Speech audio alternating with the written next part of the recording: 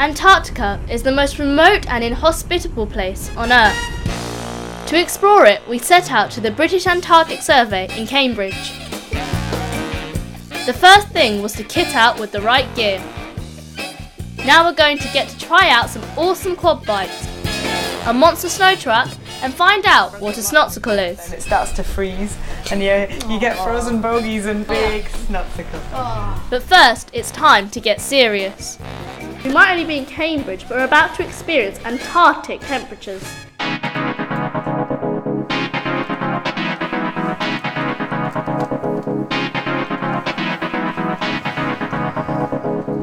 This is one of our ice cores here, and it's drilled from thousands of feet under the Antarctic ice sheet. Now this piece is about 6,000 years old.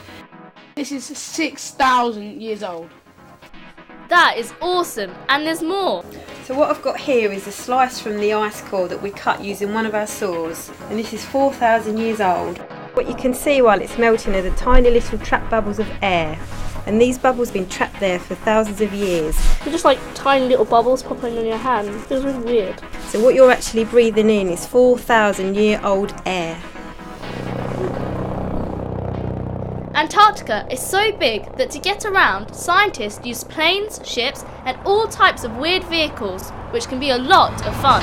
This is a standard farm's quad bike. And this is the Antarctic version. So tell me, Jack, what's the difference between these two vehicles? Well, for this one, we've removed the wheels and fitted tracks so we can travel more easily through the snow. Does the temperature affect these vehicles in any way? Yes, it does. Usually the colder it is, the harder they are to start, but we've operated these vehicles down to minus 20 degrees Celsius. Wow, did these ever get badly stuck in the snow? These ones, never. Then it was time to meet the monster snow beast.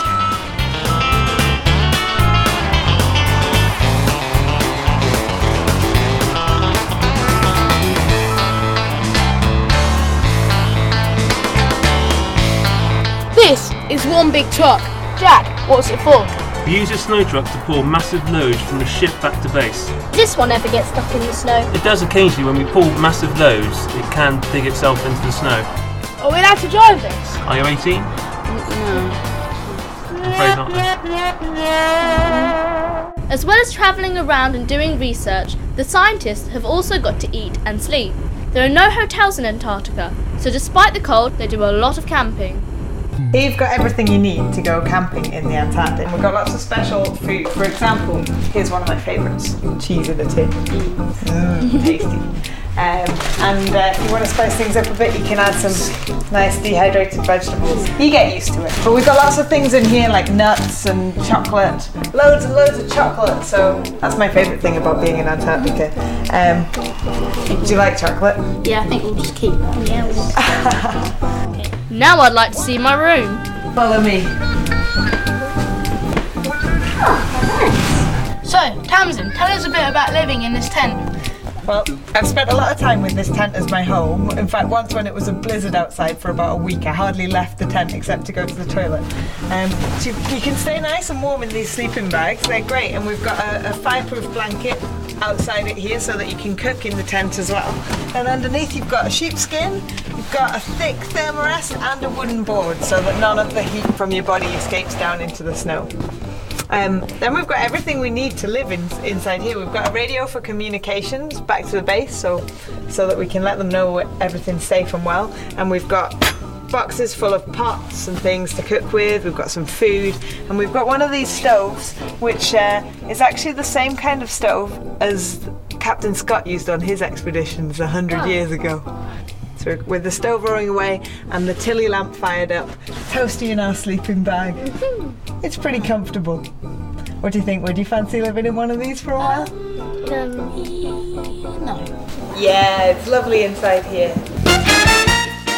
We've had a great time finding out about life as a scientist in Antarctica.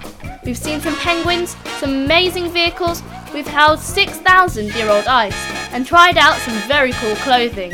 There was just one aspect of Antarctic life still left to discover. And what's the artificial fur for?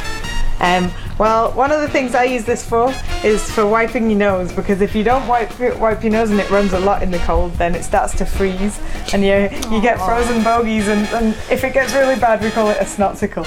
Yeah.